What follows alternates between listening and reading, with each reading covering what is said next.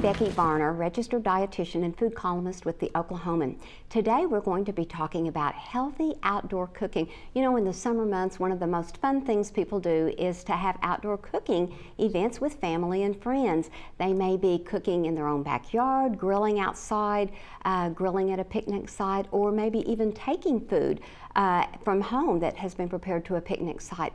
We want to think about health from a couple of perspectives.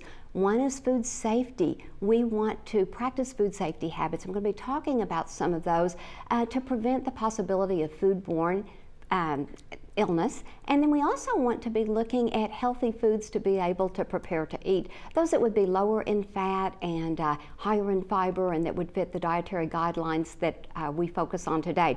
So we are going to make a healthy Sloppy Joe recipe that will be something that could be prepared at home and taken to the picnic grounds. I'm using 93% lean ground beef. I've just put it in my skillet and just started cooking this. And I'm going to add finely chopped onion to my ground beef, and also bell pepper. I'm using green bell pepper today, but you could use red, yellow, orange, whatever you have available. We're adding extra vegetables, and that's part of what we're doing to make this recipe healthier also. And then in just a bit, we're going to be adding some tomato sauce as well, which will be more vegetables. So we're going to cook this until there's no more pink remaining in our meat. So we've got this going, and like I said, I had already just started cooking the ground beef to cook it a little bit. Typically, when people make a recipe like Sloppy Joe's, they may use a higher fat ground beef.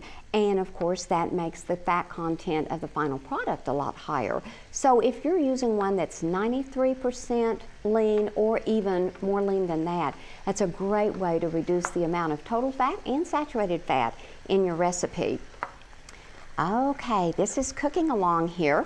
And I might add there are other vegetables that you could add if you wanted to this. Part of our point, again, is to get more vegetables in the actual dish. And you could put grated carrots in there if you wanted to. You could even put some grated summer squash, zucchini or yellow squash. It's really very versatile and flexible to be able to meet everybody's food likes.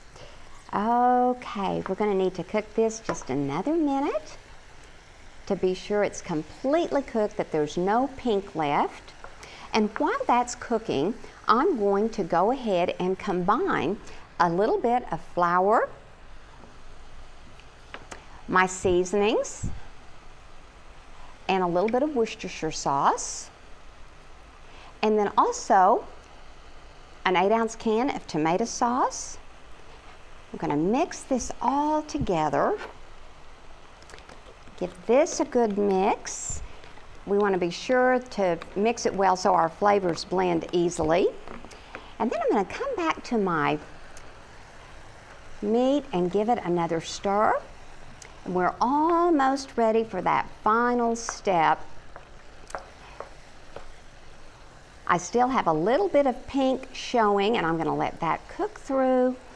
And then I'm going to change utensils, let it keep cooking and change utensils, because the spoon that I'm using, of course, has been exposed to the raw meat, and I don't want that utensil then to be exposed to the cooked meat after we're completely done. And that's a real important part of food safety. You want to avoid cross-contamination. You don't ever want to transfer bacteria from a platter that maybe you've had raw meat on and then use the same platter after the meat's cooked. That's a terrible rule to break as far as food safety is concerned. So I see no more pink in the meat now. I am using a different spatula or different spoon. You can use either. And just give this another stir. And I'm going to add a cup of water to my tomato sauce mixture here. Just give it another quick stir. Add this to my mixture.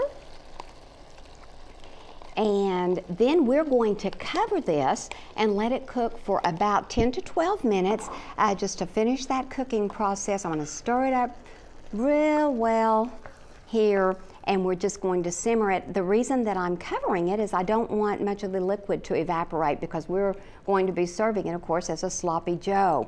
So now we'll let that continue cooking. I'm going to put the lid on, and I've got this just on a medium heat. We'll cook this for 10 to 12 more minutes. Okay, our sloppy joe mix is ready. I'm going to go ahead and put this on a whole grain bun, and that's one of the other things that we can do for better, more nutritious meals, to be able to get some whole grains in our diet. We've got our sloppy joe filling with our whole wheat bun. We're going to top that with the top of the bun. This could be even with a fork, or you could put it together and eat it as a sandwich. Either way, we paired it with coleslaw and a melon and blueberry salad so that we have half of our plate fruits and vegetables. A great healthy picnic meal to serve in your own backyard or at the picnic ground. For more information on tips for keeping your outdoor eating events healthy, check out our recipe for healthy living in Tuesday's health section of the Oklahoman.